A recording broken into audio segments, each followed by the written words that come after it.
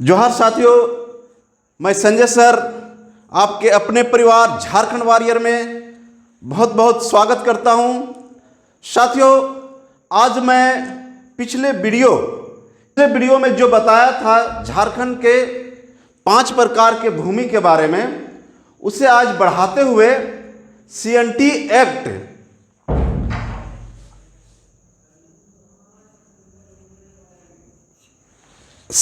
Act के बारे में बताने से पहले हमें ये बताना बहुत ज़रूरी होगा और ये देखना जरूरी है कि झारखंड में जब यहाँ आदिवासी अपना स्थान बनाए और धीरे धीरे कैसे कैसे इन्होंने कितनी मेहनत के बाद अपने ज़मीन को रहने लायक, खेती लायक बनाता है और उसके ज़मीन को किन लोगों के द्वारा हड़पा जाता है, छीन लिया जाता है, उसे वहाँ से भगा दिया जाता है। मजबूरन यहाँ के आदिवासी लोग आंदोलन करते हैं और बाद में फिर जब ईस्ट इंडिया कंपनी के द्वारा जब झारखंड में इसका प्रवेश होता है, ईस्ट इंडिया कंपनी का अंग्रेजों का प्रवेश होता है, तब फिर कैसे इन साहूकारों, जमींदारों, जागीरदारों के द्वारा यहाँ की जनता को कैसे शोषित किया जाता है, शोषण किया जाता है और अंग्रेज उस बात को नहीं समझ पाते हैं। लेकिन धीरे धीरे जब अंग्रेजों ने इस बात को समझे कि बहुत सारे आंदोलन हुए, इसका कारण क्या निकला, तो कारण में देखा गया कि यहाँ के जनजातियों के साथ अन्याय किया जा रहा है और इसकी सुरक्षा के लिए क्या है, सबसे पहले इसकी ज़मीन को बचाई जाए और इस कारण से यहाँ क्या है, ये सीएनटी एक्ट लाई जाती है। अब देखते हैं शुरुआत से कि सबसे पहले देखेंगे कि झारखंड की जनजाति क्या है, दूसरे प्रदेशों से, दूसरे भारत के अन्य प्रदेशों से जो वहाँ से निकाले जाते हैं, तब क्या है, ये झारखंड के भूमि में आते हैं और यहाँ इनके जो बसने का क्रम है अनेक चरणों में है। जैसे कुछ शिकारी हो गए, यानी कुछ आखेटक बन गए, कुछ अन्न संग्राहक हो गए और कुछ जो हुए वो कृषक बन गए। तो जो खेती करने लगे जो जनजाति, तो वो सबसे पहले पूरे गांव में, यानी अपने जहां रहते थे वो उस गांव को क्या किए, वहां के जंगलों को साफ करके और वहाँ रहने लायक बनाए और वो सम्मिलित रूप से एक खास परिवार के लोग नहीं करते थे, पूरे जो जनजाति वर्ग के लोग कबीले में चलते थे, जो अस्थायी रूप से रहने लगे थे, वो क्या करने लगे कि सामूहिक रूप से खेती करने लगे, जमीनों को बनाए और जिसमें कि जब ये सामूहिक रूप से खेत बनाए, खेती करने लगे, तो उसके बाद उसमें से मुंडा, महतो, पाहन, मांझी, ये सब क्या है, इसका इन जमीनों पर और गांवों पर नियंत्रण होता था। और मानकी होता था, वो क्या है, कई गांवों का मालिक होता था, यानी कई गांवों पर उसका नियंत्रण रहता था मानकी का। अब इस तरह से क्या है, जब खेती करने लगे लोग यहाँ, तो खेती के लिए क्या है, यहाँ लोहारों की आवश्यकता होने लगी कि भाई जो हमारे औजार बनेंगे तो उसके लिए कुछ लोहारों की आवश्यकता है, ग्वालों की आवश्यकता पड़ी, कुछ बुनकरों की आवश्यकता पड़ी। तो ये लोग क्या है, बाहर से आए, ये लोग झारखंड में बाहर से आते हैं। कौन कौन देखें तो लोहार, ग्वालों और बुनकरों, इनके आने के बाद जब ये आए बाहर से, तो ये क्या कहलाए, एता हाथू रेको। बाहरी लोग आते हैं तो इसे कहा जाता है एता हाथू रेको और परजा होरोको, ये 2 नामों से जाने जाते हैं। याद रखेंगे यहाँ कि जो बाहरी लोग आए, जैसे लोहार, ग्वाले, बुनकरे, ये क्या कहलाए, एता हाथू रोके या परजा होरोको, एता हाथू रेको या परजा होरोको। और जो यहाँ के मूल निवासी थे वो कहलाए हातू होरोको। तो यहाँ ध्यान देना है कि जो बाहर से आए जैसे लोहार, ग्वाला, बुनकर, वो क्या कहलाते हैं? एता हातू रेको या परजा होरोको। और जो यहाँ के मूल निवासी थे वो कहलाए हातू होरोको। अब हुआ कि जो बाहर से आए, लोहार आए, ग्वाला आए, बुनकर आए, तो यहाँ के लोग उसको उसका जीवन यापन करने के लिए कुछ जमीन दिए। अस्थायी रूप से वो जमीन नहीं दिए थे, सिर्फ भोग करने के लिए दिए। तो सिर्फ ये जो बाहर से आए थे जैसे लोहार, ग्वाले, बुनकरे, अस्थायी रूप से खेती पर अधिकार रखते थे, यानी उसका उपभोग करते थे और अपना जीवन यापन शुरू किए। लेकिन यहाँ परिवर्तन कब होता है? झारखंड में आदिवासियों की जमीन का परिवर्तन कब होता है? देखेंगे मध्यकाल में। मध्यकाल में सामंती शासन व्यवस्था की शुरुआत होती है।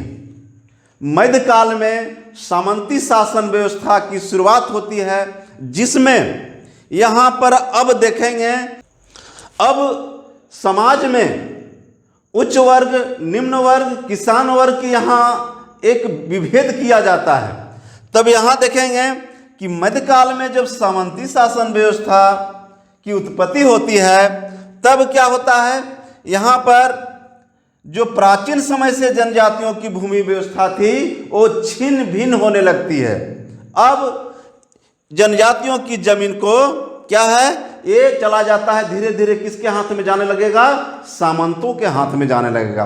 अब यहाँ देखें आगे तो क्या है? राजतंत्र। इसी समय हम देखते हैं क्या कि राजतंत्र की स्थापना होती है। अब गांवों में, कबीलों में, उसमें राजाओं की जो भागीदारी बढ़ती है कि राजा होते हैं, एक निश्चित क्षेत्र का एक राजा बना। अब वो बनने के बाद क्या हुआ? जब राजा बनता है निश्चित क्षेत्र का, तब शासकगण झारखंड के बाहर से किसानों को बुलाकर यहाँ बसने लगे। अब जो ये कुछ लोग आए थे, यानी यहाँ जब राजतंत्र की स्थापना होती है, कुछ लोग राजा बनते हैं यही में, इसी में, तब क्या है, इन लोग बाहरी को, यानी बिहार, उड़ीसा, पश्चिम बंगाल, यूपी, तो इन क्षेत्रों से क्या है, ये शासकगण को, यानी राजतंत्र की स्थापना के बाद शासकगण झारखंड के बाहर से, यानी बिहार, उत्तर प्रदेश, उड़ीसा, पश्चिम बंगाल आदि राज्यों से किसानों को बुलाकर यहाँ बसने के लिए आमंत्रित करते हैं और इन लोग आकर के यहाँ बसने लगे। तो ये जो बाहरी लोग यहाँ बसे, इसी में आपका बसेगा साहूकार, जमींदार, जागीरदार, ये सब ही कहलाए दिकू। इसी को लोग यहाँ के झारखंड के जनजाति लोग दिकू कहे थे। अब क्या है, इनका उद्देश्य क्या था कि बाहरी लोगों के ला करके क्या करना था कि कृषि का विस्तार करना, अधिक खेती करवाना था और साथ ही साथ अधिक कर की व्यवस्था हो जाए, यानी अतिरिक्त धन की प्राप्ति। इसका उद्देश्य था कि कृषि का विस्तार हो और अतिरिक्त धन की प्राप्ति हो।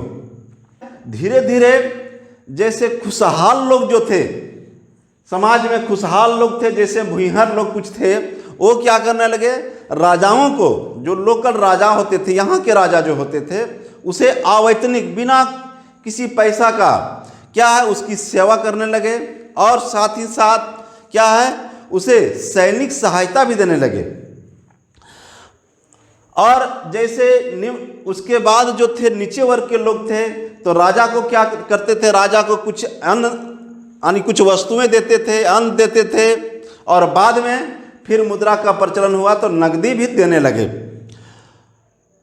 अब राजा क्या करने लगा, कुछ अपना निजी जमीन, इसी जमीन में जैसे पूर्व देखे थे खुटकटी जमीन, भुइंहरी जमीन, यही जमीन क्या है, राजा कुछ हथियाने लगा, राजा अपने निजी उपयोग के लिए रखने लगा। तब राजा जो निजी उपयोग के लिए रखने लगा तो यही जमीन क्या कहलाया, राजहंस जमीन कहलाया। और जब इसके ज़मीन को किसान, जो दूसरे किसान खेती करते थे, राजहंस ज़मीन पर खेती करते थे, तो खेती करने वाले को जो राजा था कुछ ज़मीन दे दिया करता था। तो जो ज़मीन यानी राजहंस की खेती करने वाले किसान को थोड़ा सा ज़मीन दे दिया गया, वो ज़मीन कहलाया बैठ खेता। बैठ खेता कहलाया है, बैठ खेत भी कहा जाता है। तो बैठ खेता कौन ज़मीन था? तो राजहंस ज़मीन, यानी राजहंस ज़मीन की खेती करने वाले किसान को राजा कुछ ज़मीन देता था, उसी को कहा जाता है बैठ खेत ज़मीन। अब देखिए, अब परिवर्तन ऐसे हुआ आगे, जब मुगल काल की स्थापना होती है भारत में 1526 ईस्वी में। उसके बाद क्या है, बाबर गद्दी पर बैठता है, मुगल बादशाह गद्दी पर बैठता है बाबर के बाद उसका बेटा आता है हुमायूं के बाद गद्दी पर बैठता है अकबर। तो अकबर के कार्यकाल में यहाँ देखेंगे 1585, अकबर का कार्यकाल 1556 से लेकर के 1605 तक रहता है। लेकिन ये घटना है 1585 की। इस समय क्या होता है कि झारखंड क्षेत्र में मुगल आक्रमण शुरू हुआ। मुगल आक्रमण ये अकबर के काल में शुरू होता है। कब? 1585 की बात है। तब यहाँ क्या है, जब इसका आक्रमण हुआ तो झारखंड में भूमि व्यवस्था में जबरदस्त परिवर्तन हुआ। क्या परिवर्तन होता है तो देखेंगे कि ये जब यहाँ मुगल आक्रमण होता है तो आक्रमण होने के साथ ही क्या है, यहाँ झारखंड में जो बाहर से आए थे हिंदू और मुसलमान, जो बिहार, उत्तर प्रदेश, उड़ीसा, दूसरे राज्यों से जो आए थे नया, तो राजाओं ने क्या किया, राजाओं ने इन हिंदू मुसलमानों को क्या अधिकार दे दिया? कर वसूलने का।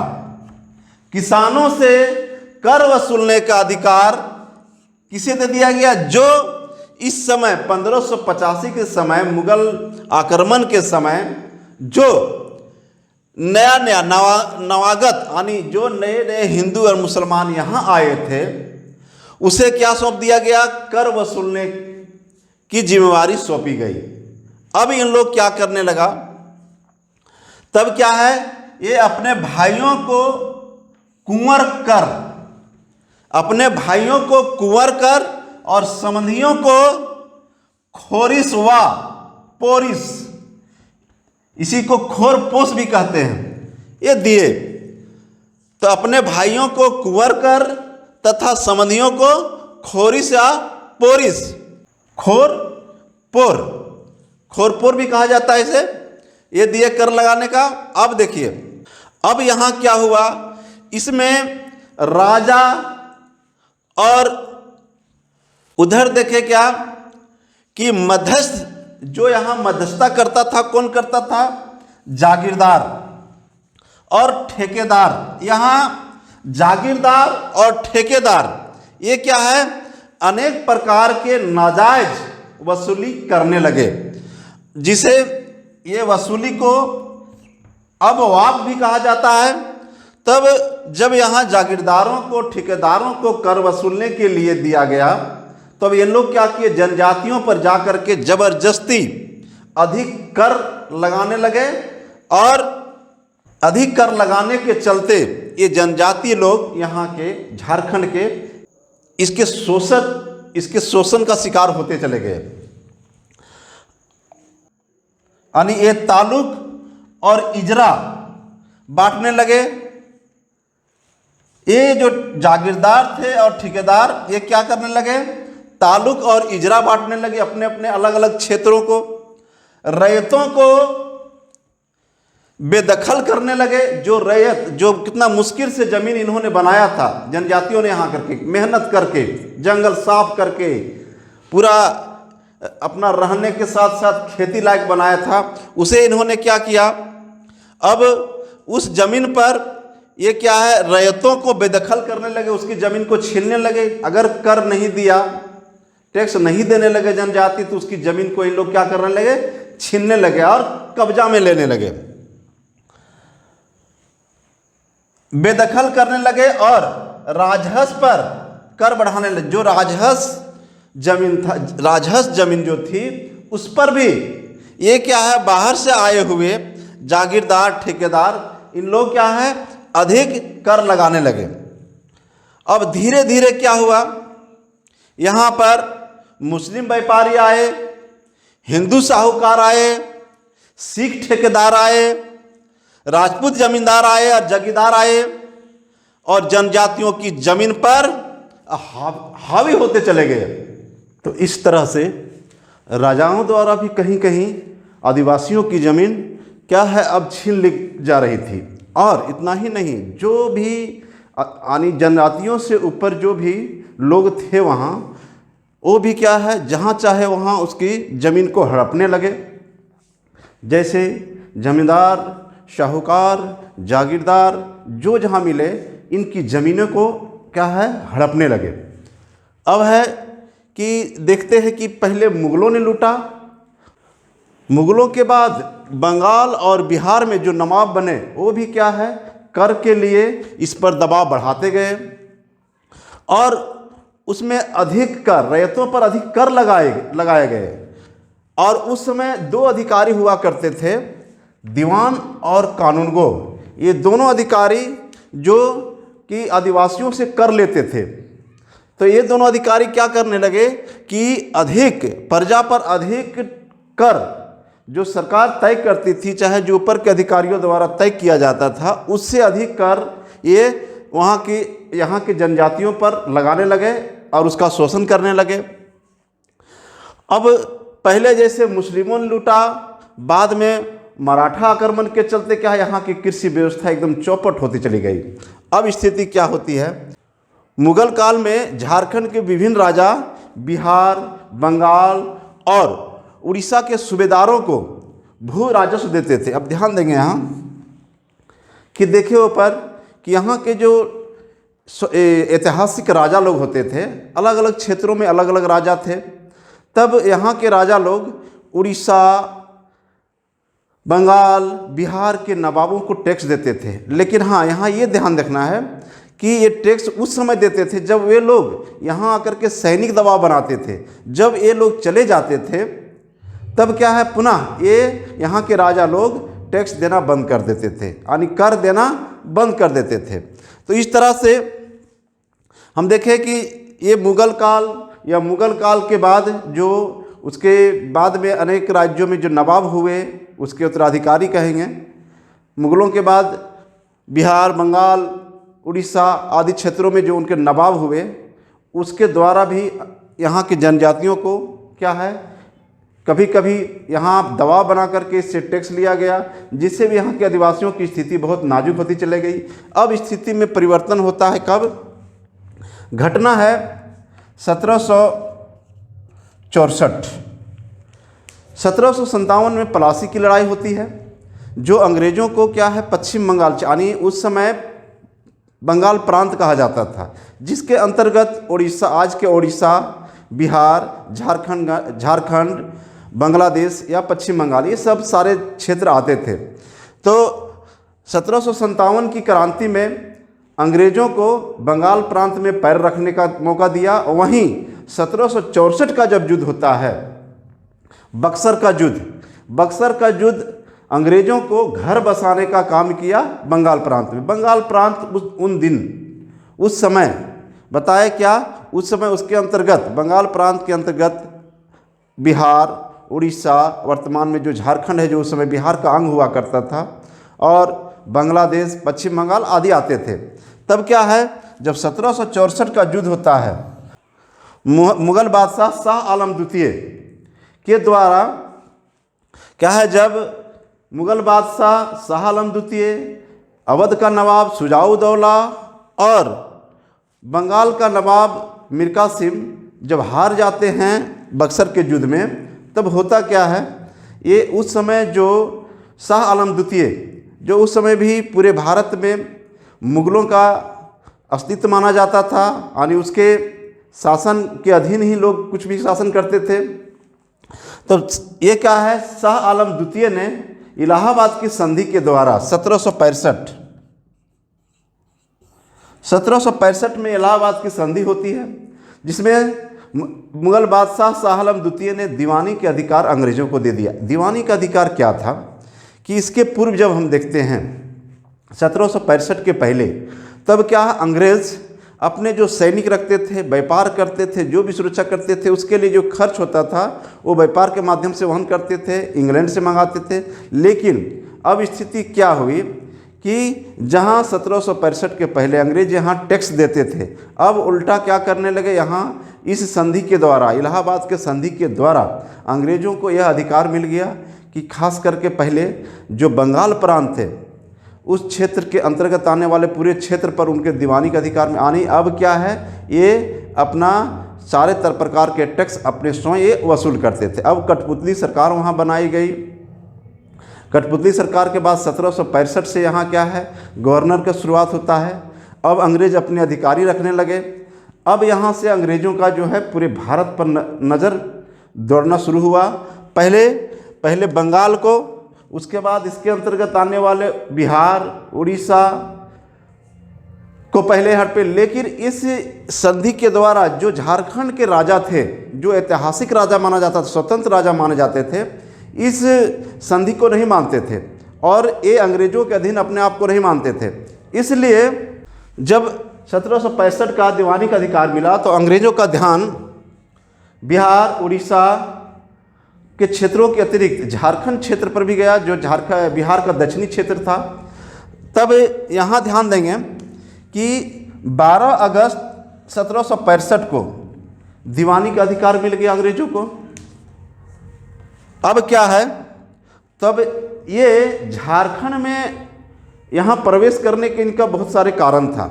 झारखंड उन दिनों स्थिति क्या थी, ध्यान देंगे कि झारखंड होकर के बनारस के लिए व्यापार का साधन जो बनता था ये झारखंड से होकर के, जैसे वर्तमान समय में देख रहे हैं कि जो जीटी रोड है आपका NH2, इसके ये सीधा बनारस जाता है।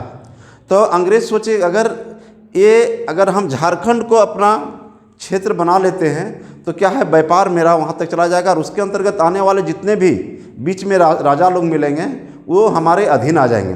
दूसरा कारण था कि बिहार में बहुत सारे जमींदार थे जिसे अंग्रेज़ों ने उसके टैक्स बांध दिया था कि आप यहाँ टैक्स ला करके मेरे पास देंगे। लेकिन बिहार के बहुत सारे ज़मींदार को जब अंग्रेज अधिकारी उसे टैक्स मांगने जाते थे, उस पर अधिक टैक्स हो जाता था, ये क्या करते थे, दबाव बनाया जाता था इन पर, तो ये बिहार छोड़ करके झारखंड के क्षेत्रों में आश्रय लेते थे, जिसके चलते इनको अंग्रेज़ों को क्या है, टैक्स लेने में बहुत दिक्कत हो रही थी। और तब क्या है, जब बिहार के विद्रोही जमींदारों का ये आश्रय स्थल बना कौन, झारखंड, तो इस क्षेत्रों को कब्जा करना अंग्रेज़ों के लिए बहुत अनिवार्य हो गया। तीसरा कारण देखते हैं कि उन दिनों मराठा आक्रमण जो पलामू क्षेत्र से होते हुए इधर मराठाओं का भी आक्रमण शुरू हो गया था। अंग्रेज़ों ने सोचा कि पूरे ये झारखंड क्षेत्र पर क्या है, मराठाओं का अस्तित्व है, मराठा अधिकार है और यहाँ के राजा लोग किसे टैक्स देते हैं, मराठा लोगों के। ये थोड़ा सा गलत फहमी थी उन लोगों को। लेकिन जब झारखंड में शिवू जिला से एक प्रवेश करते हैं अंग्रेज लोग, सबसे पहले झारखंड के क्या है, शिवू जिला से प्रवेश किया। और जब वहाँ प्रवेश करते हैं तब उनका टारगेट था कि सबसे पहले क्या करें कि पलामू क्षेत्र से जो मराठे आते हैं उन किलों पर अपनी सैनिक रखें। उससे होगा कि जो मराठे झारखंड से होते होते हो सकता है कि बंगाल प्रांत तरफ भी आ जाए, यानी पश्चिम बंगाल तरफ भी आ जाए। तो ये डर से अंग्रेज झारखंड को अपने कब्जा में लेना बहुत अनिवार्य समझते थे। उसके साथ साथ क्या है, दीवानी के अधिकार के अंतर्गत राजस्व का बहुत सारा बकाया यहाँ के जमींदारों के, यहाँ के राजाओं को हो गया था, जो नहीं दिए थे बहुत सारा, तो इसे भी वसूल करना था। इन सब कारणों के चलते अंग्रेज झारखंड में प्रवेश करते हैं। तब अंग्रेज़ों का झारखंड में प्रवेश कहाँ से होता है, तो देखिए कि शिबू की ओर से 1767 ईस्वी में, और उस समय फर्गुसन के नेतृत्व में ये यहाँ प्रवेश करते हैं। और यहाँ से जब अंग्रेज प्रवेश करते हैं तो प्रशासनिक क्षेत्र में भी बहुत उलटफेर होना शुरू हुआ। उस समय छोटा नागपुर क्षेत्र में क्या है, मुंडाओं का राजा महाराजा खुखरा राजा का राज था। पूरा छोटा नागपुर परहा राज में बटा हुआ था। अब आगे देखते हैं कि जब फर्गुसन के नेतृत्व में सिंहभूम क्षेत्र में अंग्रेजों का आगमन होता है तो उस क्षेत्र में जगन्नाथ ढाल का जो क्षेत्र रहता है वो राजा वहाँ का रहता है जगन्नाथ ढाल। तो जगन्नाथ ढाल जो है क्या है, जब अंग्रेजों का प्रवेश हुआ तो अंग्रेज शुरू से ही क्या है, फूट डालो और शासन करो की नीति अपनाते थे। इनका भाई यानी यहाँ क्या कि जगन्नाथ ढाल को तोड़ने के लिए इन्होंने क्या किया, नूनू ढाल जो इनका भाई था जो रहता था मिदनापुर में, उसे बहका करके इसके खिलाफ लड़वाया, जिसके चलते यानी जगन्नाथ ढाल को गद्दी से उतार दिया जाता और नूनू ढाल को गद्दी पर बैठाने के लिए चाल चलता है। तो इस क्रम में 1767 से 1777 में सबसे पहले क्या होता है, ढाल विद्रोह हुआ अंग्रेजों के खिलाफ। अब इस ढाल विद्रोह के बाद अंग्रेज देखे कि यहाँ के क्या है, यहाँ के आदिवासी अरे अपने जी जान लगा देंगे अपने अस्तित्व को बचाने के लिए। उन्होंने ढाल विद्रोह में ही देख लिया स्थिति क्या था। बाद में फिर होता है 1768 में चुआर विद्रोह। ये चुआर जो थे पूरे सिंहभूम क्षेत्र, ढालभूम क्षेत्र, मानभूम क्षेत्र, इधर जितने भी हैं ये क्षेत्र, बड़ा भूम क्षेत्र, इस क्षेत्रों में क्या है उपद्रवी मचाते रहते थे, अंग्रेजों को बहुत तंग करते थे। तब यहाँ देखेंगे कि 1768 में चुआर विद्रोह जो हुआ ये रघुनाथ महतो के नेतृत्व में सिल्ली क्षेत्र में नेतृत्व कर रहे थे कौन, रघुनाथ महतो। वहीं 1769 में देखते हैं तो ये क्या है, बड़ा भूम क्षेत्र में सुबल सिंह, मानभूम के नीचे बड़ा भूम क्षेत्र आता है, ढालभूम के ऊपर ये क्षेत्र कहलाता था बड़ा भूम। तो इन क्षेत्रों में कौन नेतृत्व कर रहा था, सुबल सिंह। 1771-80 की बात है। इसमें कैमक जो अंग्रेज कप्तान था, ये सैनिक कप्तान अंग्रेजों का, ये क्या है पलामू क्षेत्र से घुसता है। इधर से देख लिया फर्गुसन के नेतृत्व में सिमू से घुसा गया और 1771-80 में ये किया पलामू। यहाँ देखे क्या कि पलामू, छोटा नागपुर खास और रामगढ़ ये 3 क्षेत्रों पर कब्जा किसने किया, कैमक ने कर लिया। 1771 से 80 में ही कर लिया था। और उस समय पलामू के राजा थे गोपाल राय, छोटा नागपुर खास के राजा थे महाराजा दर्पनाथ शाह और रामगढ़ के राजा मुकुंद सिंह के साथ क्या है, इन लोगों पर कब्जा करके इन लोगों के साथ बंदोबस्ती पर साइन करवा लिए। यहीं से देखिए ये क्या है, बंदोबस्ती करवाए 3 राजाओं के साथ। कहाँ कौन कौन राजा, तब देख रहे हैं पलामू के राजा गोपाल राय, छोटा नागपुर खास के राजा दर्पनाथ शाह और रामगढ़ के राजा मुकुंद सिंह। ये तीनों से जमीन से संबंधित क्या है बंदोबस्ती करवा लिए। सफलता इसे मिलते जा रही है। आगे देखिए और यहाँ की क्या है, जब इन राजाओं ने बंदोबस्ती कर दी तब ये बंदोबस्ती जरूर किया जाए, लेकिन ज़मीन किसकी थी, तो ज़मीन थी यहाँ के आदिवासियों की, यहाँ की जनजातियों की। अब उसकी ज़मीन पर धावा अंग्रेज बोलने लगे। आगे स्थिति क्या होती है, घाटशिला में भी यही समझौता हुआ। घाटशिला के जो जमींदारों था उन लोग के साथ भी यही समझौता होता है। अब स्थिति क्या है कि पटना काउंसिल के द्वारा उस समय इसकी देखरेख हो रही थी और वहीं पर सब जो दर तय किए जाते थे टैक्स का, ये कहाँ से, पटना काउंसिल से। लेकिन पटना काउंसिल के कुछ सदस्य इतने कम टैक्स को अपर्याप्त समझते थे और इन्होंने इसके जगह पर कर बढ़ाने के लिए क्या किए, मिलिट्री कलेक्टर की जगह पर सिविल कलेक्टरशिप की स्थापना की। कर बढ़ाने के लिए, इन क्षेत्रों में कर बढ़ाने के लिए क्या किए, मिलिट्री कलेक्टर की जगह पर सिविल कलेक्टरशिप की स्थापना किया गया। अब इतना ही नहीं, पटना काउंसिल से जो उस समय रामगढ़ क्षेत्र का पूरा सिस्टम देखा जाता था, अब उसे हटा करके कहाँ, कलकत्ता कर दिया गया। तो कलकत्ता स्थित क्या है, फोर्ट विलियम स्थित, कलकत्ता में फोर्ट विलियम स्थित काउंसिल जो बोर्ड ऑफ रेवेन्यू झारखंड के राजस्व संबंधी शासन का देखरेख करता था, वहाँ से पूरा हैंडल होने लगा। वहाँ से स्थिति अब निगरानी करने लगी। वहाँ से कौन, यानी कलकत्ता बोर्ड ऑफ रेवेन्यू के द्वारा विलियम स्थित काउंसिल जो board of Calcutta council board of revenue के द्वारा झारखंड क्षेत्र में क्या है राजस्व संबंधी पूरे देख रेख वहाँ से होने लगा। कहाँ से? कलकत्ता से, पटना से हटाकर अब कलकत्ता चला गया। तब इस तरह से देखें 1790 ईस्वी तक कलेक्टर का काम अधिक बढ़ने से कलेक्टर, जज और मजिस्ट्रेट तीनों का कर्तव्य पालन करना कठिन हो गया था। यहाँ देखेंगे कि एक ही अधिकारी कलेक्टर, जज और मजिस्ट्रेट, ये तीनों की जिम्मेदारी एक ही अधिकारी का होता था। तब क्या हुआ, अधिक काम बढ़ने से ये अपने कर्तव्य नहीं कर पा रहे थे, इनकी कठिनाई हो रही थी। तब क्या हुआ कि जमींदारों और राजाओं से कर वसूली में कलेक्टर की सहायता के लिए कंपनी सरकार ने सजावल प्रथा, यहाँ ध्यान देंगे एक प्रथा है सजावल प्रथा, को अपनाया गया। तब देखें कि यहाँ एक ही अधिकारी को कलेक्टर, जज और मजिस्ट्रेट बनाया गया, तो काम इतना बढ़ गया था। तो यहाँ अब है कि कर की वसूली करनी है, तो कैसे वसूल होगा भाई? तब जमींदारों और राजाओं से कर वसूली में कलेक्टर की सहायता के लिए कंपनी सरकार ने कौन प्रथा की शुरुआत की? सजावल प्रथा की। ये सजावल प्रथा है क्या? तो सजावल प्रथा जो है, इसके अंतर्गत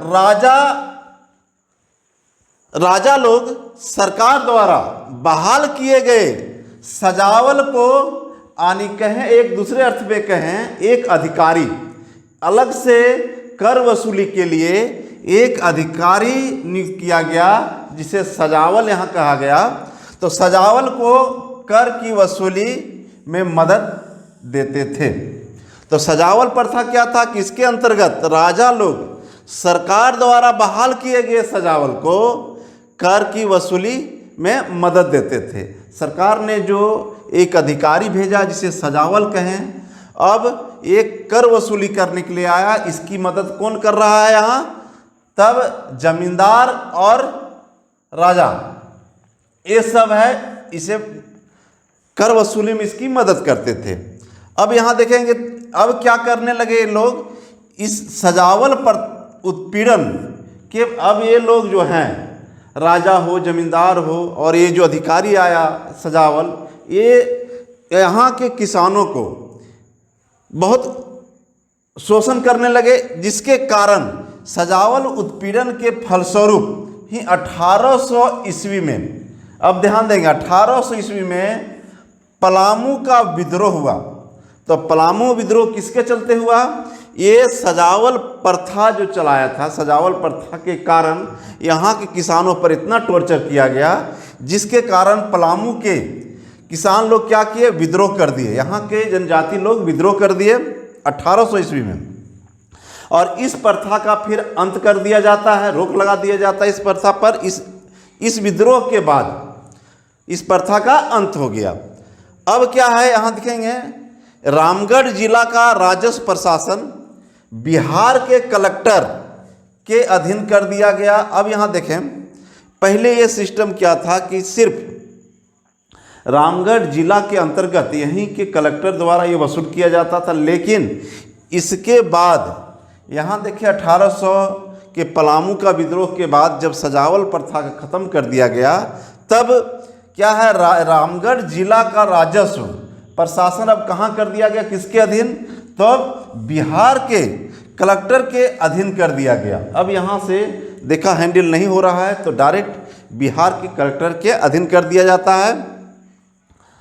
1819 में रामगढ़ के कलेक्टर को कलकत्ता बोर्ड ऑफ रेवेन्यू से अलग कर पटना स्थित बिहार और बनारस बोर्ड ऑफ रेवेन्यू के अधीन कर दिया गया। यहाँ ध्यान देंगे कि 1819 में क्या है कि रामगढ़ के कलेक्टर को कलकत्ता बोर्ड ऑफ रेवेन्यू से अलग कर पटना स्थित उस समय बिहार और बनारस बोर्ड ऑफ रेवेन्यू, जो भी राज्यों से संबंधित था नियम, बिहार और बनारस बोर्ड ऑफ रेवेन्यू के अधीन कर दिया गया। और कंपनी के सामने झारखंड की सबसे बड़ी समस्या क्या थी उस समय? राजस्व की वसूली कैसे किया जाए। डायरेक्ट अगर कंपनी के लोग आते थे तब बहुत सारी कठिनाइयाँ पैदा हो जाती थी, ये वसूल नहीं कर पाते थे। यहाँ के जो जनजातीय लोग थे इसका जब के विरोध करते थे। अब इसके लिए बहुत बड़ी समस्या होगी। ज़मींदारों, साहूकारों या यहाँ के जागीरदारों पर निर्भरता सरकार को कम हो गई, क्योंकि ये लोग ईमानदारी पूर्वक कुछ भी बताने को तैयार नहीं थे। यानी कुछ बताते थे तो क्या है, वो गलत ढंग से बताते थे, जिसका परिणाम होता था कि यहाँ के जनजाति लोग और आक्रोशित हो गए थे। अब स्थिति क्या होती है कि कंपनी के सामने झारखंड की सबसे बड़ी जो समस्या थी क्या थी, राजस्व की वसूली थी। तो कृषि समस्याओं को सुलझाने का कोई ठोस प्रयास नहीं किया गया और इसलिए क्या हुआ कि समय समय पर जनजातियों के द्वारा, यहाँ के किसानों के द्वारा विद्रोह होता गया, क्योंकि किसानों के प्रति किसी प्रकार की सरकार की तरफ से ठोस प्रयास नहीं किया गया कि यहाँ के किसान को कुछ सुविधा मिले। सिर्फ कर वसूली जैसे भी हो, इससे लोगों में क्या है, एक आक्रोश की भावना बढ़ती गई और अनेक सरकारी अफसरों द्वारा। अब यहाँ देखिए, जो ईस्ट इंडिया कंपनी यानी अंग्रेजों के द्वारा जो सरकारी अफसर नियुक्त किए गए थे, ये छोटे अधिकारी क्या है, बड़े अधिकारी को गलत सुझाव देते थे, जिसके कारण क्या है, बड़े अधिकारी ठोस निर्णय नहीं ले पाते थे। इसका परिणाम क्या होता था कि यहाँ के लोग भूमि संबंधी समस्याओं का समाधान से वंचित रहते गए। छोटे अफसरों के अलग अलग नज़रिया, अपना सब छोटे अफसर जो थे अलग अलग नज़रिया। तो सरकारी अफसरों द्वारा सरकार को चेतावनी दी थी कि झारखंड में तब तक अमन चैन कायम नहीं हो सकता जब तक कि यहाँ के लोगों की भूमि संबंधी समस्या का समाधान नहीं किया जाए। यहाँ ध्यान देंगे, यहाँ के जो सरकारी अफसर थे, सीनियर अफसरों को इन्होंने यह कहा कि यहाँ अमन चैन तभी कायम हो सकता है, विद्रोह को आप तभी शांत कर सकते हैं कि यहाँ की जब समस्या, भूमि संबंधी समस्या का जब समाधान होगा तभी यहाँ विद्रोह को रोका जा सकता है। अब क्या है कि छोटे अफसर जो थे यहाँ अलग अलग नज़रिया अपने अलग अलग देते थे।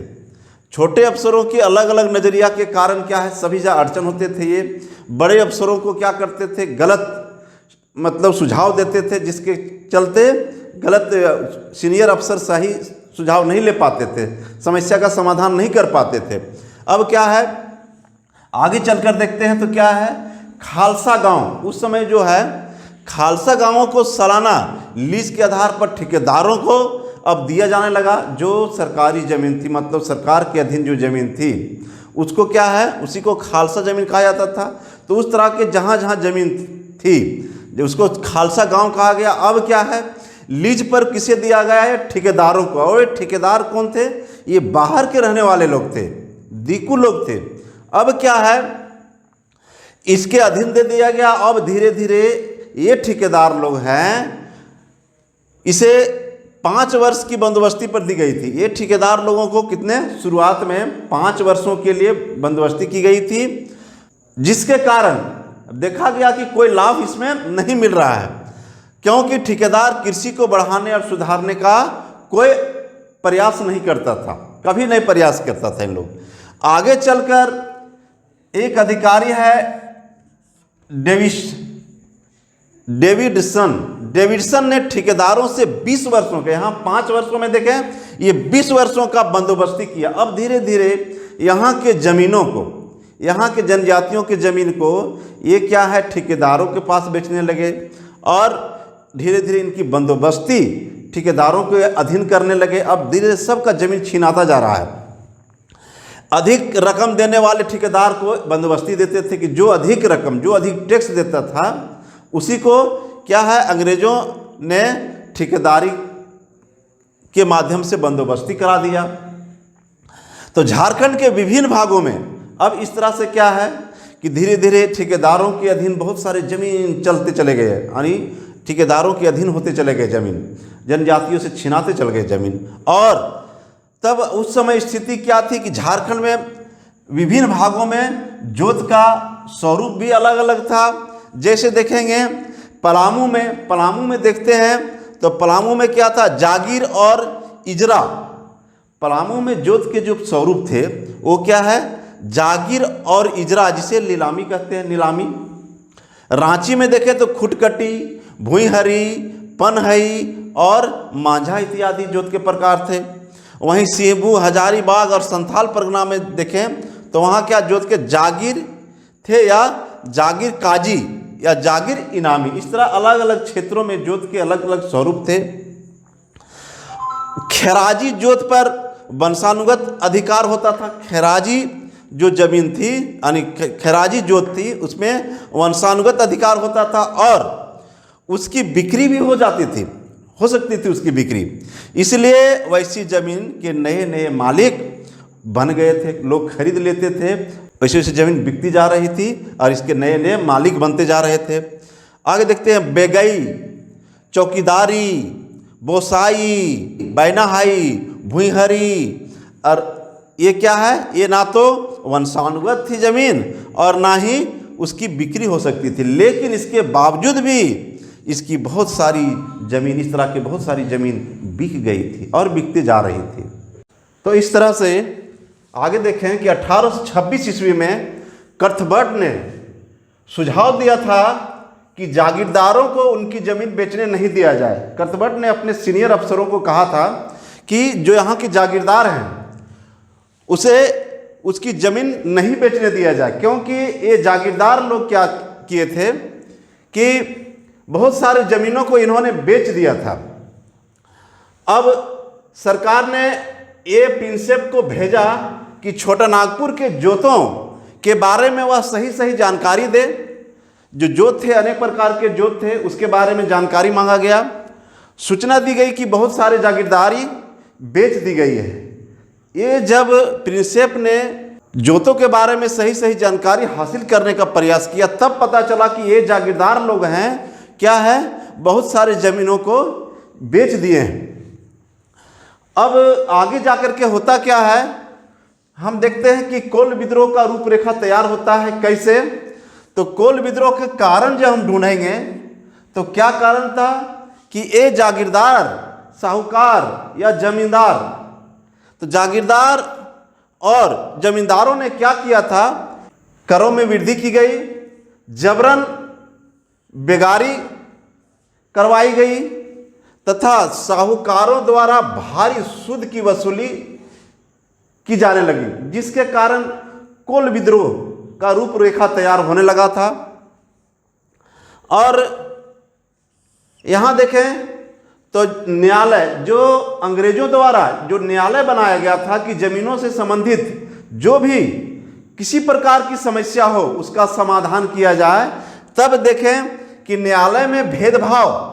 अब वहाँ जो यहाँ के जनजाति लोग अपने ज़मीन के बारे में कुछ न्याय मांगने के लिए जाते थे तो क्या था कि न्यायालय में वकील कौन होते थे, तो अंग्रेज होते थे और उन्होंने फैसला इसके खिलाफ देते थे, जमींदारों से मिलकर के इसके खिलाफ देते थे, जिसके कारण वहाँ से न्यायालयों से भी इन जनजातियों को वापस कुछ बिना हासिल किए हुए निराशापूर्वक वापस घर लौटना पड़ता था।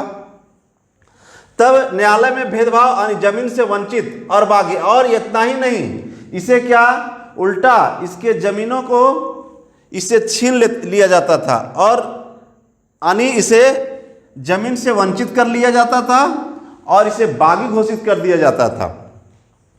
तो 1824 में देखिए, जब देखेंगे कि कोल विद्रोह के पहले, कोल विद्रोह होने के कारणों में हम देखा जाता है, देखेंगे तो क्या है, अंग्रेजों ने एक आबकारी कर लगाया था अंग्रेजों ने, लेकिन इसका नाजायज फायदा वहाँ के छोटे अधिकारियों ने, छोटे जमींदारों ने उठाया। और उन्होंने किया क्या कि 1824 में एक कर लगाया था अंग्रेजों ने, पतचुई कर, जो आदिवासियों के परंपरागत और संस्कृति से जुड़ी हुई हंडिया, जो उन लोग का पेय पदार्थ है हंडिया, और उससे उन लोगों का आस्था भी जुड़ा हुआ था, आस्था से संबंधित, परंपरा से, संस्कृति से जुड़ी हुई चीज़ थी। उस पर अंग्रेजों ने 5वीं कर लगा दिया। कब? 1824 में एक कर लगा दिया अंग्रेजों ने। अब आबकारी विभाग के बहुत सारे अधिकारी जाने लगे वहाँ। अब क्या है, इसके बहाने जनजातियों के घरों में इन लोग छापामारी करने लगे। और छापामारी करने के क्रम में ये क्या है, उनके घरों में घुस जाते थे और इतना अत्याचार करने लगे इन लोग कि उनके घर में बहू बेटियां जो रहती थी उसके साथ छिटखानी करने लगे इन लोग। इससे क्या है, वहाँ की जनजाति उस क्षेत्र से छोड़ करके दूसरे क्षेत्रों में भाग गए, यानी अपनी जमीन जायदाद को छोड़ करके अपनी इज्जत प्रतिष्ठा को बचाने के लिए वहाँ से छोड़ करके दूसरे जगह चले गए। अब इस तरह से विरोध होने लगा। तब देखे कि 18 सितंबर 1826 ईस्वी में ये 5वीं कर को बंद कर दिया, यानी समाप्त कर दिया जाता है। 5वीं कर को समाप्त कर दिया कब? ये 1826 में। छोटे सरकारी पदाधिकारियों द्वारा गुनाहगारी, सलामी, अफीम कर और डाक खर्च वसूले जाते थे। इस तरह अनेक जनजातियों पर अनेक प्रकार के कर थोपे जा रहे थे। नागवंशी महाराज, अब देखेंगे उस समय नागवंशी महाराजा जगन्नाथ शाह थे। उन्होंने अनेक गैर आदिवासी सलाहकारों, सेवकों, पुरोहितों, तहसीलदारों तथा धन लोलुपों को आमंत्रित किया। यही लोग दिक्कू हैं, यही लोग आगे जाके दिक्कू कहलाते हैं। तो इन लोग का आमंत्रित किया और इसका निशाना यहाँ के जनजातीय बने और यहाँ के जमीनों को इन्होंने आकर के हड़पना शुरू किया। राजाओं ने कुछ जनजातीय गांवों का खास के रूप में अधिग्रहण करना शुरू किया। राजाओं ने क्या किया, कोई बहुत सारे गांव जो खास के रूप में उसको स्पेशल गांव का, जनजातीय गांव का खास के रूप में अधिग्रहण शुरू किया। यही जाकर के जमीन आगे जाकर के खालसा जमीन बनता है। कुछ गांव राज परिवार के सदस्यों के भरण पोषण के लिए दिए जाने लगे। इतना मेहनत से जनजाति लोग अपनी जमीनों को बनाए थे, खुटकट्टी, भुईहरी, जिसे देखे कि किस तरह से इन लोग उनकी जमीन को हड़प रहे हैं। अब सैन्य, अब क्या है, यहाँ अंग्रेजों के आने के बाद सैन्य दलों की बढ़ोतरी होने लगी। अब सैनिकों की खर्चा भी कहाँ से आए? तब ये सैनिकों को, बाहर से आए सैनिकों को नगदी के साथ साथ उसे भूमि भी दी जाने लगी। अब बाहर से और क्या, ब्राह्मणों, क्षत्रियों, वैश्यों को लाकर बसाया जाने लगा। राउतिया, ब्राह्मण, मुसलमान तथा सिख कई गांवों में आकर के वहां के मालिक बन गए। इस तरह से जागीर देने की प्रक्रिया के कारण जनजाति भूमि का हस्तांतरण होता गया, तेजी से होता चला गया। बराइक, पांडे, ओहदार, जमादार तथा भंडारी भूस्वामियों के रूप में चारों ओर फैल गए। ये पूरा निशाना बना रहे थे यहाँ के खुटकटी, भूईहरी जमीन को, जो यहाँ की जनजाति कितनी मेहनत से बनाए थे। पूर्व बसिंदे और जो यहाँ के जनजातीय लोग थे, जो पहले से बसते आए थे, वो क्या है, जंगलों और पहाड़ों में सिमरते चल गए। डर वहाँ से छोड़ करके अन्य घने जंगलों में चले गए और कहाँ, पहाड़ों में, वहाँ जाके बसने लगे, रहने लगे। भैया, लाल, कुंवर आदि जमींदारों के रूप में प्रतिष्ठित होते गए। यहाँ जो जमींदार हुए, भैया, लाल, कुंवर, ये जमींदारों के प्रकार थे। यहाँ कितने अनेक प्रकार के जमींदार हुए और इन्होंने अनेक क्षेत्रों में अपना दावा बोलते चला गया। भूमि पर जमींदारों का स्थायी समावेश होने लगा।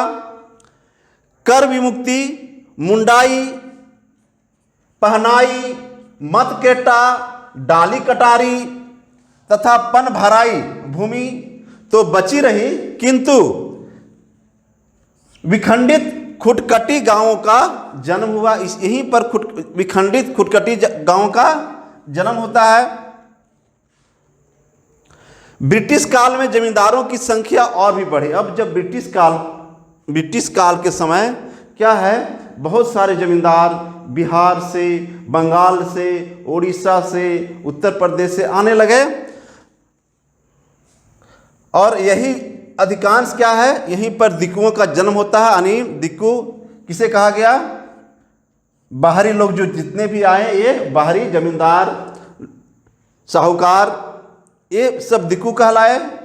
और दिक्कुओं द्वारा अनुसूचित आदिवासियों का जमीन बड़े तेजी से हड़पे जाने लगा और इसी तरह बैठ बेगारी प्रथा की शुरुआत होती है।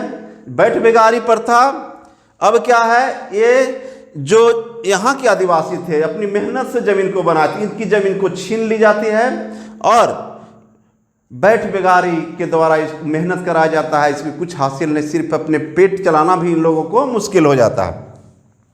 1799 ईस्वी में देखें कि विनियमन 7 के द्वारा, 1799 ईस्वी में विनियमन 7 द्वारा जमींदारों को यह भी अधिकार दिया गया क्या, कि गिरफ्तारी और नीलामी के अधिकार दिए गए। जमींदारों को अब क्या है, गिरफ्तारी और नीलामी का भी अधिकार दे दिया गया। अब जिससे क्या हुआ, ये लोग रैयतों पर जुल्म और शोषण बढ़ा दिए। अब ये पूरे के पूरे कहें तब ये यानी डायरेक्ट अंग्रेज अपने तरफ से कुछ नहीं किए, लेकिन उनके द्वारा थोड़ा सा भी छूट क्या है, ये जमींदारों और छोटे छोटे जो जमींदार थे यहाँ की जनजातियों पर शोषण करना शुरू कर दिए। यहाँ देखते हैं कि जो स्थानीय जमींदार और जागीरदार थे वे भुइहरी एवं मुंडारी खुदकटी भूमि पर किसी प्रकार का दावा या हक नहीं करते थे। जो झारखंड के स्थानीय जमींदार थे, जो उन्हीं के द्वारा निकला हुआ कोई जमींदार बना था, यानी जनजातियों के द्वारा ही कोई निकला हुआ जमींदार था, जागीरदार था, वो क्या है, यहाँ के भुइहरी और मुंडारी खुदकटी जमींदारों पर कभी दावा नहीं किया। सिर्फ उससे कुछ मलगुजारी शौरी कुछ लेता था, कुछ टैक्स लेता था, लेकिन कभी दावा नहीं किया। स्थिति तब बदलती है जब 1793 ईस्वी में देखते हैं कि बंगाल में क्या है कि जब अस्थाई बंदोबस्ती लागू की गई कॉर्नवालिस के द्वारा, 1793 ईस्वी में अस्थाई बंदोबस्ती की शुरुआत की गई। तो उससे क्या है, इस एक्ट के तहत यानी 1793 के रेगुलेशन एक्ट के तहत इसमें था क्या कि जमींदारों के द्वारा यानी जमींदारों को ही जमीन का मालिक बनाया गया और उसके माध्यम से ये क्या है अंग्रेजों के पास टैक्स पहुंचता था। तब क्या है, जमीन का मालिक अब जमींदार बनते गए। तब यहाँ स्थिति बदलती है ऐसे कि जब कानून पास हुआ 1793 के रेगुलेशन एक्ट, तो इसके सहारा लेकर के क्या है, इस कानून का सहारा लेकर के स्थानीय जमींदारों, जागीरदारों और रैयतों की भूमि की नीलामी कर दी जा रही थी। और उसके बाद जो नए जागीरदार और जमींदार बने वो कहाँ के थे, बिहार, यूपी, बंगाल और उड़ीसा से आए हुए थे, जो दिक्कू कहलाते थे। यानी इसे दिक्कू जिसे कहा गया, ये बाहरी लोगों को जो बिहार, यूपी, बंगाल और उड़ीसा से आए थे। और अब स्थानीय जमींदारों और जागीरदारों की जगह पर अब यहाँ से आए बाहरी बिहार, यूपी, बंगाल, उड़ीसा से आए जमींदारों और जागीरदारों को ये हक दिया जाने लगा, जिसके कारण आगे चल करके जब क्या है कि झारखंड के जनजातियों की ज़मीन जब छीने जाने लगी, नीलामी की जाने लगी, तब यहाँ के लोग खास करके हम देखेंगे तब 1831-32 में कोल विद्रोह के रूप में क्या है ये पहली बार देखा गया क्या कि इन जमींदारों के खिलाफ 1831-32 में जमींदारों जागीरदारों के खिलाफ खास करके छोटे छोटे जो जमींदार जागीरदार थे, जो यहाँ के जनजातियों की ज़मीन छीन लिया करते थे, हड़प लिया करते थे, उसके खिलाफ ये विद्रोह हुआ था, कोल विद्रोह। और बाद में फिर भूमिज विद्रोह 1832-33 में ये भी देखा गया। इसका कारण ही बना विद्रोह। अब क्या है, इन विद्रोहों को दमन करने के बाद कंपनी ने क्या किया, रामगढ़ जिला भंग करके, रामगढ़ जिला से ही सब संचालन होता था, तो उसे भंग करके 1833 के रेगुलेशन 13 के द्वारा, 1833 के रेगुलेशन 13 के द्वारा NWFA north west frontier agency 1834 में बनाया गया। रामगढ़ जिला को भंग करके नया बनाया गया agency north west frontier agency 1834 में बनाया गया। और इसका मुख्यालय कहाँ बनाया गया, किशुनपुर, जो आज के रांची कहलाता है, किशुनपुर को बनाया गया। और NWFA जो नॉर्थ वेस्ट फ्रंटियर एजेंसी है कि 1854 में इसे क्या किया गया, इसको समाप्त कर दिया जाता है। नॉर्थ वेस्ट फ्रंटियर एजेंसी को 1854 ईस्वी में समाप्त कर दिया जाता है और नन रेगुलेशन डिवीजन बनाकर अब नया पद कमिश्नर के अधीन कर दिया गया। अब क्या है डायरेक्ट कि नॉर्थ वेस्ट फ्रंटियर एजेंसी को 1854 में ख़त्म कर दिया जाता है और उसके जगह पर नन रेगुलेशन डिवीजन बनाकर एक कमिश्नर के अधीन कर दिया जाता है। इस तरह धीरे धीरे क्या है, पूरे सिस्टम को अंग्रेज और ईस्ट इंडिया कंपनी क्या है अपने हाथों में लेती चली गई। अब आगे होता क्या है कि कोल विद्रोह के समय बहुत सारे जो सरदारी मुंडा थे, सरदारी उस समय छोटे जमींदारों को कहा जाता था, जो स्थानीय जमींदार थे उसी की जनजातियों का, जैसे सरदारी मुंडा, ये क्या है, ये मुंडा जनजाति का छोटे जमींदार कहलाते थे। छोटे यानी कि कुछ जो सामूहिक खेती करते थे लोग, उसका वो मालिक होते थे, जो सरदारी कहलाते थे। इन्होंने क्या है, जब कोल विद्रोह के समय इसे इसके घरों से भगा दिया गया, ये भाग करके दूसरे स्थान चले गए, तब 1857 की क्रांति जब होती है, पूरे भारत में 1857 की क्रांति होती है। उसके बाद 1858 में क्या है, ईस्ट इंडिया कंपनी की सत्ता किसके हाथ में चली जाती है, यहाँ से ईस्ट इंडिया कंपनी की सत्ता अब ब्रिटिश सरकार के यानी ब्रिटिश रानी के हाथों में चली जाती है। तब यहाँ परिवर्तन यह क्या होता है कि ब्रिटिश रानी ने घोषणा की 1858 के एक्ट के तहत, अधिनियम के तहत, कि यहाँ के ज़मींदारों को बहुत सारे जो नियम बनाए गए थे, हड़प नीति वगैरह, उसे छूट दिया जाए, उस पर कोई प्रकार के प्रतिबंध नहीं लगाया जाएगा। तब पुनः क्या है, ये सरदारी मुंडा लोग पुनः अपने क्षेत्रों में आते हैं। कहानी है 1858 की। ये अपने क्षेत्र में सरदारी मुंडा आते हैं और अपनी ज़मीन को पुनः लेना चाहते हैं। जो बिचौलियों के अधीन बाहर से आए हुए जमींदारों, बाहर से आए हुए जागीरदारों के अधीन कर दिया गया था, दे दिया गया था, उसे पुनः पाना चाहते हैं। इसी के चलते क्या है, 1858 में सरदारी आंदोलन की शुरुआत होती है। अपनी ज़मीन, सरदारी मुंडा लोग अपने ज़मीन को पाने के लिए, पुनः इन बिचौलियों से छीनने के लिए, ज़मींदारों से छीनने के लिए, जागीरदारों से छीनने के लिए ये क्या है, आंदोलन चलाते हैं 1858 में। अब स्थिति आगे क्या है, इसी को कहते हैं मुल्की लड़ाई, क्योंकि अपने मुल्क, अपने ज़मीन के लिए लड़ रहे थे, पुनः अपने ज़मीन प्राप्ति करने के लिए। सरदारी आंदोलन की सबसे बड़ी भूमिका क्या है कि ये क्या है, इसे मुल्की लड़ाई भी कहा जाता है। सरदारी आंदोलन को मुल्की लड़ाई भी कहा जाता है, क्योंकि ये अपने पुराने ज़मीन को पुनः प्राप्त करना चाह रहे थे।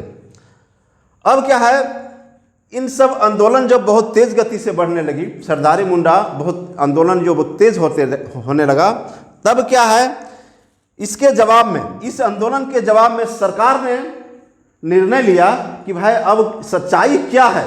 ये वाकई में सरदारी मुंडा लोगों का ज़मीन बिचौलियों के हाथ में चला गया है, सरदारों के हाथ में चला गया है, अरे बिचौलियों के हाथ में चला गया है, ज़मींदारों के हाथ में चला गया, जागीरदारों के हाथ में चला गया, इसका पता लगाया जाए। तो इन्होंने क्या किया, यहीं के एक आदमी लोकनाथ शाही, अंग्रेजों ने इसके जवाब में, यानी सरकार ने इसके जवाब में क्या किया, लोकनाथ शाही द्वारा, इसी के द्वारा क्या करवाया, सर्वे करवाया कि बात सच्चाई है कि नहीं, जो सरदारी आंदोलन चल रहा है इसमें कितनी सच्चाई है। इसके लिए सर्वे करवाया जाता है। कब, तो ये देखेंगे 1862 की बात है। तो सर्वे करवाया जाता है, जिसे थाक सर्वेक्षण भी कहते हैं, जो लोकनाथ शाही द्वारा सर्वे करवाया गया, जिसमें यह पता लगाना था कि वाकई में यहाँ के बिचौलिए, यहाँ के जमींदार जागीरदार इनके ज़मीन को हड़पे हैं कि नहीं, इसमें सच्चाई है या नहीं। अंग्रेजों ने यह पता लगाने के लिए क्या है, लोकनाथ शाही से एक सर्वे करवाया था। तब क्या है कि जिसे थाक सर्वेक्षण भी कहा जाता है। याद रखना है कि लोकनाथ शाही द्वारा जो सर्वे करवाया गया था उसे थाक सर्वेक्षण कहा जाता है, जिसमें यह पाया गया कि जमीन हड़पने की बात सही थी। इस सर्वे में पाया गया कि जमीन हड़पने की बात जो सरदारी आंदोलनकारी ने लगाया था, सरदारी मुंडाओं ने जो लगाया था, इसमें सच्चाई है, इस सर्वे में पाया गया। और इसी बीच 1862 में ही क्या है, लोकनाथ शाही की मृत्यु हो जाती है। आगे पुनः अब आगे 1869 ईस्वी में बाबू राखाल दास हलधर ने सर्वेक्षण और बंदोबस्त का काम आगे बढ़ाया। जब लोकनाथ शाही की मृत्यु हो जाती है, उसने बहुत हद तक कुछ सर्वे करके दे दिया था, जिसमें क्या है, जमीन हड़पने की बात सही पाई गई थी। आगे 1869 में क्या देखें कि बाबू राखाल दास हलधर ने क्या है, सर्वेक्षण और बंदोबस्त का काम आगे बढ़ाया। इसे राखल सर्वे या भुईहरी सर्वे भी कहा जाता है। 1869 में जो सर्वे करवाया गया, सर्वेक्षण करवाया गया, उसे राखाल सर्वे या भुईहरी सर्वे भी करा। इसमें भुईहरी जमीन पर सर्वे करवाया गया था, भुईहरी जमीन को सर्वे करवाया गया था। और उसी क्रम में मंझियस जमीन जो होता था, मंझियस भूमि जमीन को, यानी मंझियस भूमि को भी चिन्हित किया गया था। ये राखाल दास हलधर के द्वारा भुईहरी जमीन को सर्वे करवाया गया और उसी क्रम में क्या है, मंझियस भूमि को भी चिन्हित किया गया। आगे 1876 की बात है। इसमें होता क्या है, प्रशासनिक फेरबदल के अंतर्गत 1876 में झारखंड इनकम्बर्ड स्टेट एक्ट पास किया गया, जिसके द्वारा गवर्नर जनरल की अनुमति से कमिश्नर मालगुजारी अदा ना करने वाले जमींदारी की देखरेख अपने हाथों में ले सकता था। ये 1876 की बात है। अब आगे देखेंगे 1879 में छोटा नागपुर जमींदार एवं काश्तकार प्रक्रिया अधिनियम पास किया गया। यहाँ देखेंगे 1879 ईस्वी में छोटा नागपुर जमींदार एवं काश्तकार प्रक्रिया अधिनियम पास किया गया, जिसमें पट्टेदारों का अर्थ होता है यहाँ रैयतों के जो विभिन्न वर्ग थे उससे संबंधित पट्टेदारों को पर्याप्त सुविधाएं देना शामिल था। अंग्रेज अब देखे कि क्या है, वाकई में जब यहाँ ये सर्वे लोकनाथ शाही का सर्वे रिपोर्ट आया और बाबू राखाल दास हलधर का सर्वे आया, तो ये पाया गया कि वाकई में यहाँ के जनजातियों की जमीन हड़पी गई है और इन लोगों के साथ अन्याय किया गया है, जिसके कारण इन लोगों ने बहुत सारे जो आंदोलन चलाए। इस आंदोलन से अंग्रेज भी बहुत क्या हुआ, ये बहुत परेशान हो रहे थे। बार बार अंग्रेजों को दमन करने के लिए इसके खिलाफ अनेक कदम उठाना पड़ रहा था और अंग्रेज भी बहुत सारे इस आंदोलन से परेशान हो रहे थे। तो इस परेशानी को दूर करने के लिए अब क्या करता है, अंग्रेजों ने 1879 में छोटा नागपुर जमींदार और काश्तकार प्रक्रिया अधिनियम पास किया, जिसमें क्या है, पट्टेदारों यानी रैयतों के विभिन्न वर्गों को पर्याप्त सुविधा देना शामिल था, देना शुरू किया। अब और देखते हैं क्या कि यहाँ के जनजातियों, खास करके सरदारी मुंडाओं और यहाँ के अन्य भी जनजाति जो लोग थे, उरांव वगैरह सब, इसमें से ईसाई पादरियों ने क्या है, ये प्रलोभन दिया था कि वैसे जनजाति लोग जो ईसाई धर्म को स्वीकार कर लेंगे उसका ज़मीन पुनः वापस कर दिया जाएगा। लेकिन क्या है, जो ईसाई धर्म को स्वीकार भी कर गए तो पुनः उसकी जमीन को वो वापस नहीं किए। और क्या, ये जब पुलिस अधिकारियों के पास जाते थे तो उससे भी किसी प्रकार की सहायता नहीं मिलती थी। न्यायालय जब इन लोगों ने गया, जनजातियों ने गया, तो वहाँ से भी किसी प्रकार की मदद नहीं मिलने लगी। और 1890 में क्या है, यूरोपियनों, मिशनरियों और अफसरों के खिलाफ उग्र और हो गए। ये सरदारी लोग जो हैं, सरदार आंदोलन क्या है, 1890 में यूरोपियनों, मिशनरियों और अफसरों के खिलाफ ये और उग्र हो गए सरदार मुंडाओं ने। अब स्थिति क्या है, पूरे देश में अंग्रेजों द्वारा इंडियन काउंसिल एक्ट, ये जमीनों से संबंधित पूरे भारत में इंडियन काउंसिल एक्ट 1892 बनाया गया था। अब आगे जाकर के देखते हैं कि इसी क्रम में जब इधर सरदारी आंदोलन चल रहा था, अंग्रेज परेशान थे इनके आंदोलन से, तब उसी बीच बिरसा मुंडा 1875 में इनका जन्म होता है। और क्या है, जब ये चाईबासा पढ़ने जाते हैं तब क्या है, इस सरदारी मुंडाओं से इनका परिचय होता है। इसके परिवार पूरा प्रभावित होते हैं सरदारी आंदोलन से। बिरसा मुंडा भी सरदारी आंदोलन से प्रभावित होता है, क्योंकि ये पूरा जनजातियों से संबंधित था। और बिरसा ने 1886 से 1890 तक बिरसा कहाँ रहा, वहाँ जब मिशनरी स्कूल में पढ़ रहा था बिरसा, तो उसमें बहुत सारे सरदारी आंदोलनकारी भी वहाँ थे, जिससे ये बहुत प्रभावित हुए बिरसा। और इन्होंने भी क्या है, इस आंदोलन में अपनी भूमिका निभाने लगे। आगे चल करके जब बिरसा मुंडा वहाँ से आते हैं और पूरे सभी एरिया में बिरसा मुंडा जब अपना वर्चस्व जमाने लगते हैं, तो 1895 की बात है, जब बिरसा मुंडा को सिंगबोंगा घोषित किया गया। एक घटना थी जो इस और अंग्रेजों के खिलाफ, जमींदारों के खिलाफ, साहूकारों के खिलाफ बिरसा भी अब धीरे धीरे आंदोलन पर उतारू होता चला जाता है। अंग्रेजों द्वारा उस समय 1897 ईस्वी में बंगाल टेनेंसी एक्ट पारित हुआ। बंगाल में भी जमीनों को वहाँ के लोगों को कुछ सुविधाएं देने के लिए अंग्रेजों द्वारा बंगाल टेनेंसी एक्ट पारित किया गया था। और अब देखते हैं कि जब बंगाल टेनेंसी एक्ट पारित होता है, अब उस समय झारखंड की स्थिति क्या रहती है। उसी समय झारखंड में एक नए जोश खरोश के साथ एक नया जो झारखंड का जिसे भगवान कहा जाता है, तो यहाँ देखते हैं कि 1897 में बंगाल टेनेंसी एक्ट पारित हुआ। अब इस एक्ट के पास होने के बाद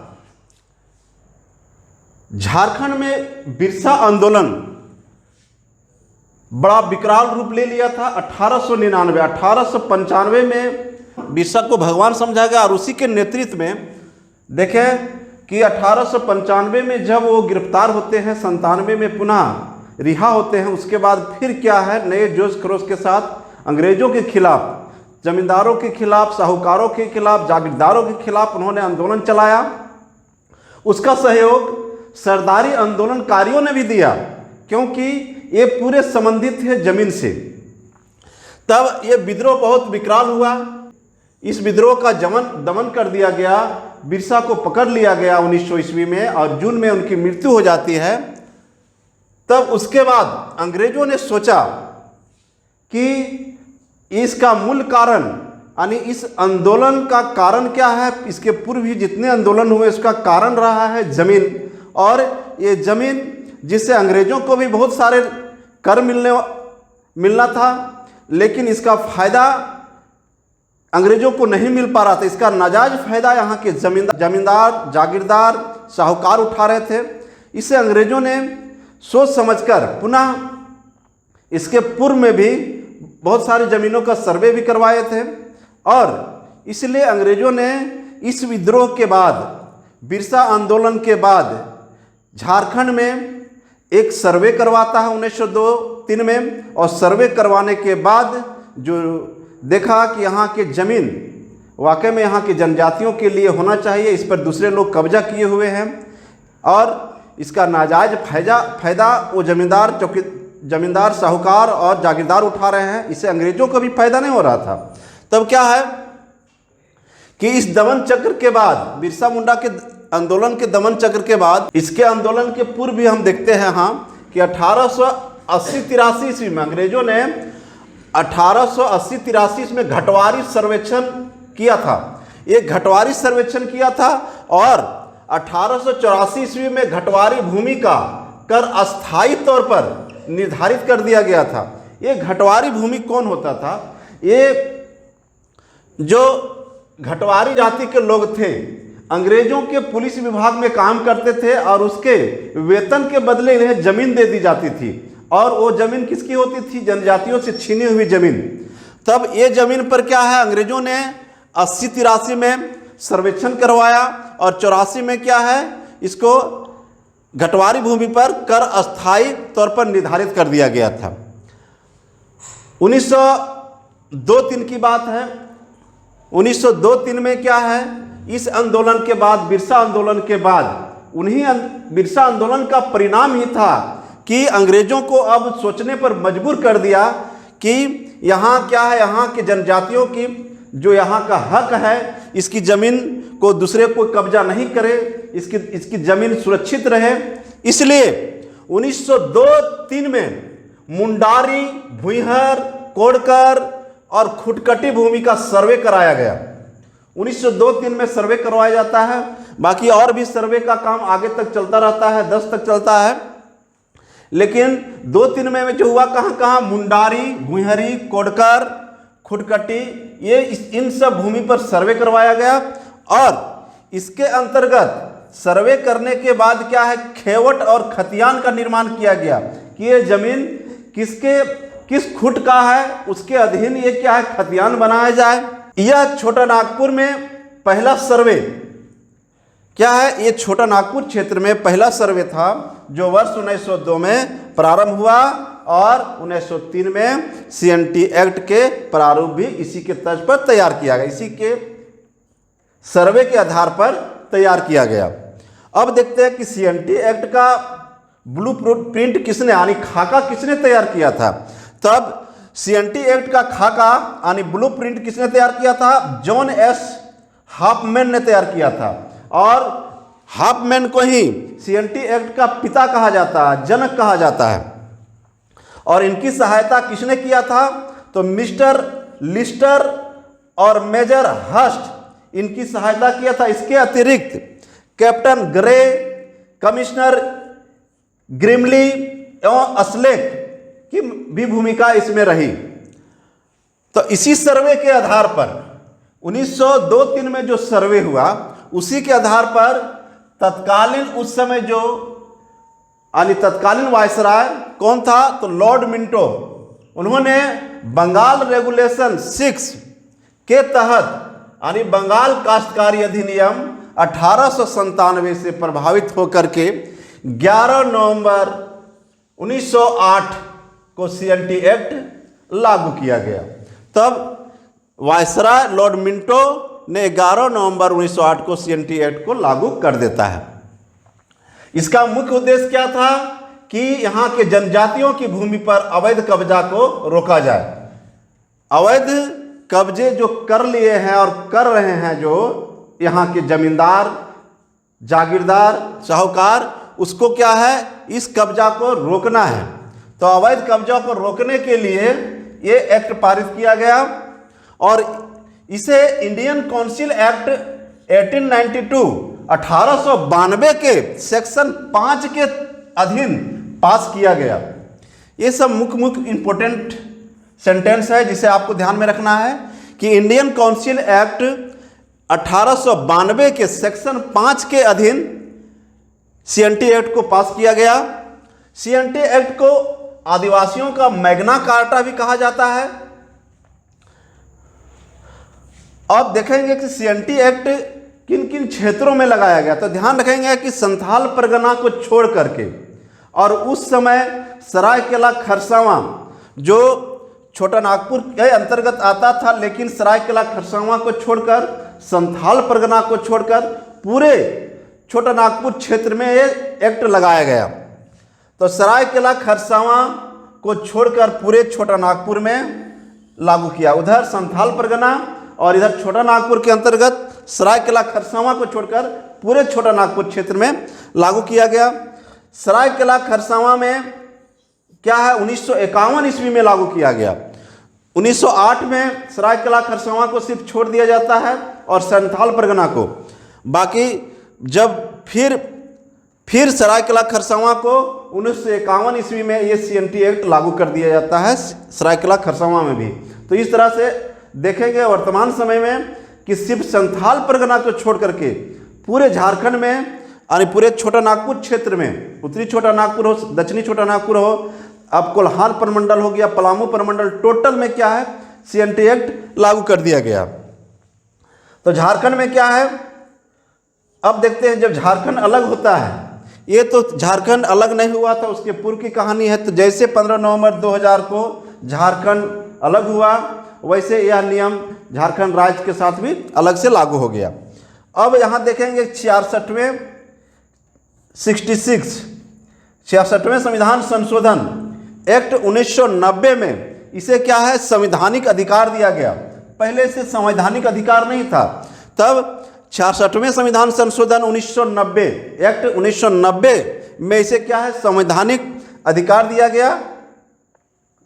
1990 में 66वें संविधान संशोधन के तहत, और इसे 9वीं सूची में शामिल किया गया। अब देखते हैं कि जब इसे बन के रेडी हो गया तो इसमें कितने अध्याय हैं। अब ध्यान देना है कि कुल इसमें 19 अध्याय है, अलग अलग पार्ट में अलग अलग चीज़ों का जिक्र है। तो कुल 19 अध्याय है और कितने धाराएं, तो 271 धाराएं और 2 अनुसूचियां इसमें शामिल किए गए। कितने हो गए हैं, कुल 19 अध्याय, 271 धाराएं और 2 अनुसूचियां। शुरुआत में देखते हैं मूल एक्ट में जो शामिल किया गया। तो मूल एक्ट में सिर्फ क्या था कि आदिवासियों की जमीन, जो CNT एक्ट के तहत जो जमीन आते थे, वो सिर्फ खनन और उद्योग के लिए क्या है, इनके जमीन को लिया जाता था, बाकी दूसरे कार्यों के लिए नहीं। बाकी आगे कुल 19 अध्याय, 271 धाराएं, 2 अनुसूचियां, इतने हैं। अब इसका है कि खंड बाई एक पार्ट इम्पोर्टेंट धाराओं को और इम्पोर्टेंट जो अध्याय है इनको हम नेक्स्ट वीडियो में खंड बाई खंड करके बताएंगे। बाकी अब फिर मिलते हैं नेक्स्ट वीडियो में।